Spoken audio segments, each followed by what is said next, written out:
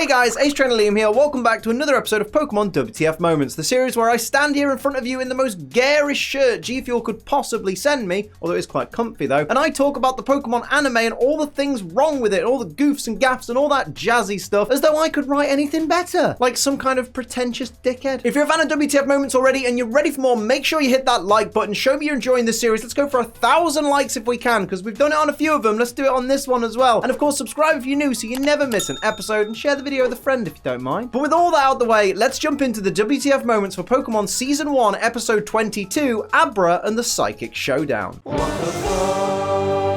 The episode starts with this unknown person, at least unknown to the viewer, having a vision of Ash, Misty and Brock walking through the forest, and then they say, "So, it's time for us to play." Well, it's not time, because they haven't arrived yet.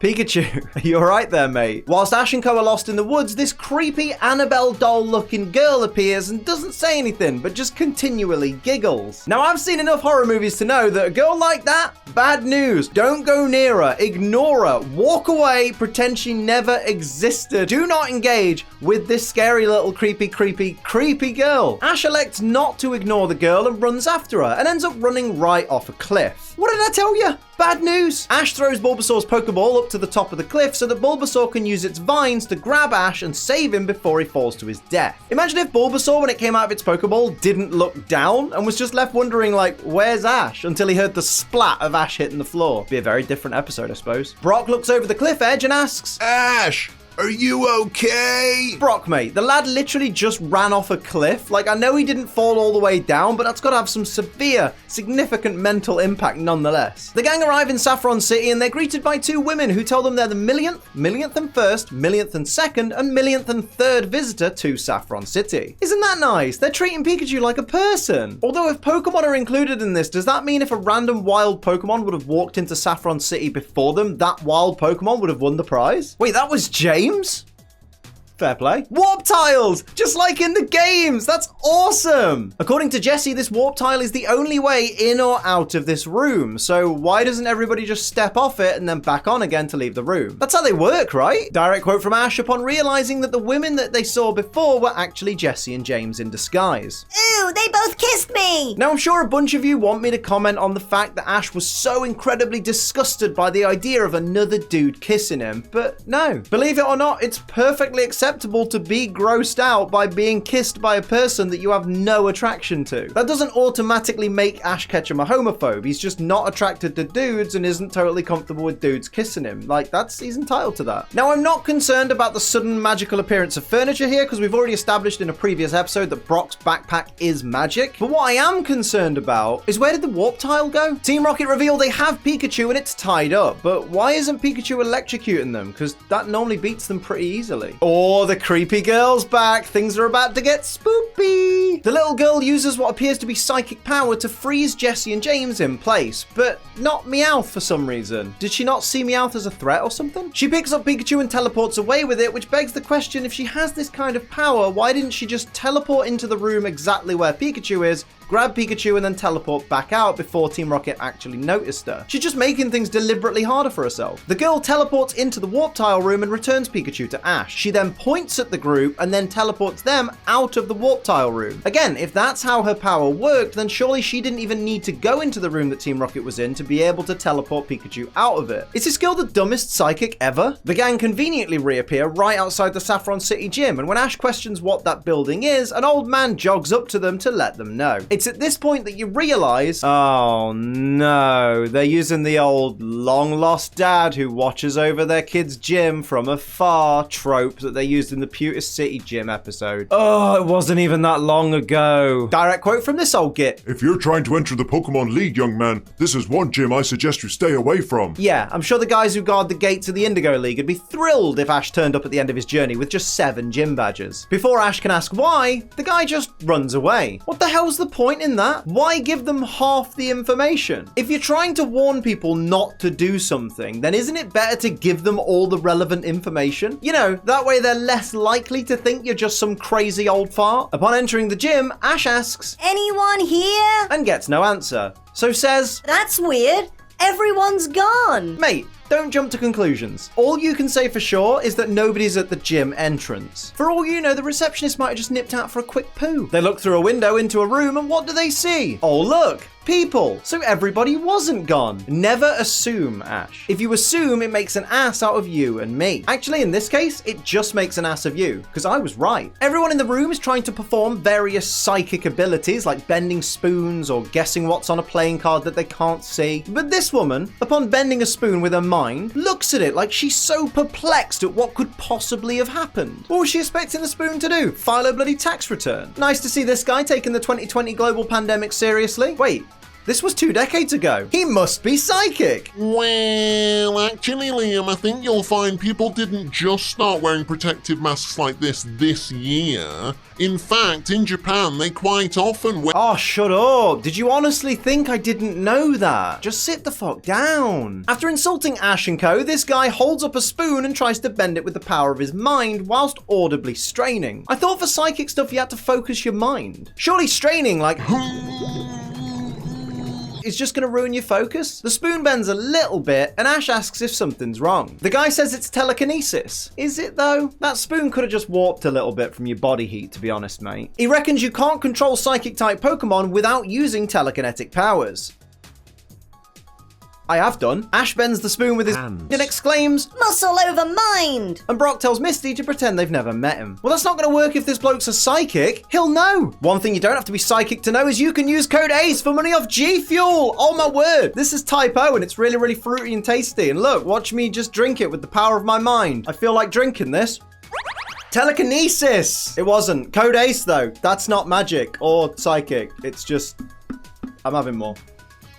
Brock says this looks more like a temple than a Pokemon gym. Mate, you're just jealous because next to this place, your gym looks trash. Oh, look, the creepy little girl's here. How surprising. How very twisty. If you can't tell, I'm being very sarcastic because it's not surprising at all. The psychic guy mocks Ash and co by saying he doesn't know why Sabrina would waste her time on them. And so Sabrina punishes him by basically force choking him back to his feet. And that's abusing a staff member? That's the kind of thing he could take to an industrial tribunal and get a massive settlement for. Ash asks the little girl, who he assumes is the gym leader, for a match, and the little girl says she'd love to have a match, but if he loses, they have to be a friend and let her play with them. Ugh, entertain a kid? No thank you. That sounds like a fate worse than death for me. I'd just call the whole thing off right then and there. Not worth it. And now the real Sabrina's been revealed. It does make me wonder why she's been talking through the doll up to this point when she could probably demonstrate her power very easily in other ways. A scare tactic, you say?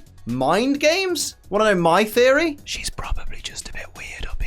Now listen, Pokemon, you're very lucky that the episode title already spoiled this reveal, or I'd be really pissed right now. Okay, but for real though, in a one-on-one Pokemon battle where each trainer can only use one Pokemon, why is the gym leader's Pokemon not fully evolved? Sure, this is probably a super powerful Abra, but why has it not reached its full potential yet? Sabrina's a rubbish Pokemon trainer. Pass it on. Abra looks absolutely massive here compared to Pikachu, but I did look at the Pokedex and Pikachu's like 1'4" and Abra's 2'11", which is basically 1 inch off 3 feet, so the size difference makes sense here. It did throw me off at first though. Why does this Abra, when it says Abra, sound a bit like one of the Ninja Turtle voices, whereas the one in the Who's That Pokemon section sounded like 1980s Yoda? Direct quote from Dexter. It sleeps 18 hours a day, but employs telekinesis even while sleeping. So based on what that guy was saying earlier, psychic type Pokemon trainers have to use telekinesis to control their psychic type Pokemon to get them to use telekinesis. That seems like way more effort than it's worth just to win a Pokemon battle. Abra uses teleport, which can't be used in trainer battles prior to Generation 3. Sabrina isn't psychic, she's just a dirty hacker. Confirmed. Sabrina just literally evolves her Abra at will. It hadn't defeated Pikachu or anything, she just chose to evolve it then and there. This girl is hacking big time and she doesn't care who knows it. She needs her gym leader license revoked immediately. Yeah, apparently this is what the psychic type move Confusion looks like.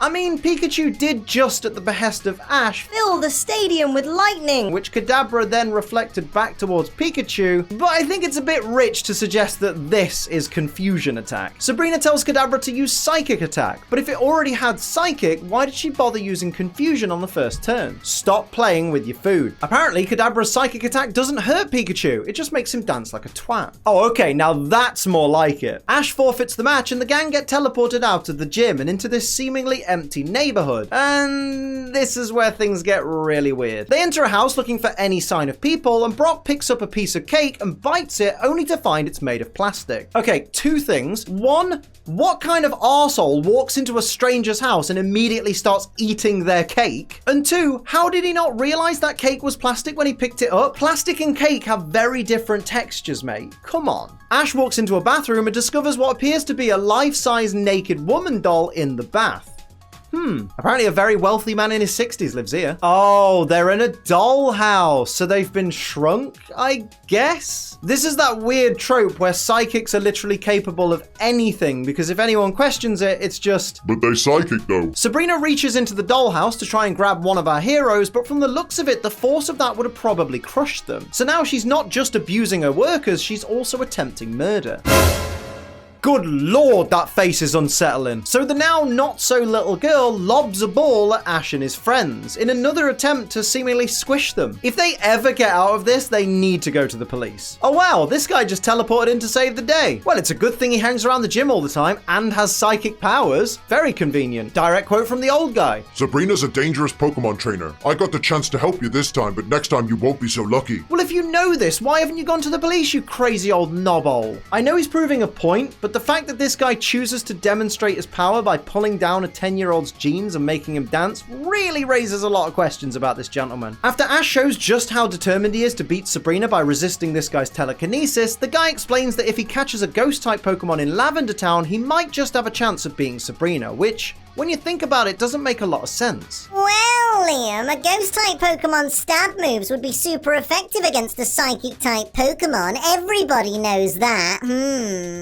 Sure, but this is Generation 1 we're talking about, and in Generation 1, Psychic-type Pokemon are immune to Ghost-type moves. Apart from Nightshade, but that does fix damage, that's not really an advantage in this case. Not to mention the only Ghost-type Pokemon in Generation 1 are also Poison-type Pokemon, which means they're actually weak to Psychic attacks. This whole strategy's a mess. In fact, in Generation 1, Psychic-type Pokemon are only weak to bugs, so I bet you regret getting rid of Butterfree in the last episode, don't you, Ash? Why does the old dude teleport himself into a tree just to look down at the kids? Creepy! So off our heroes go, headed for Lavender Town to try and catch a ghost-type Pokemon that they don't actually need. Meanwhile, Meowth is dragging the still paralyzed Jessie and James not far behind them. It's weird to think that between them leaving Saffron City and them reaching Lavender Town, there won't be any filler episodes. It's almost like Route 8 doesn't exist. So those are my WTF moments for Pokemon Season 1, Episode 22, Abra and the Psychic Showdown. Let me know your favorites down below or any that I missed. Hit like, share, and subscribe on this video. Of course, if you want to support the channel like these lovely people down here, do pledge to my Patreon. It's patreon.com/AceTrainerLiam and save yourself some money on G Fuel and Control Freak products. Use code ACE. But until next time, I'm Ace Trainer Liam. Keep on training.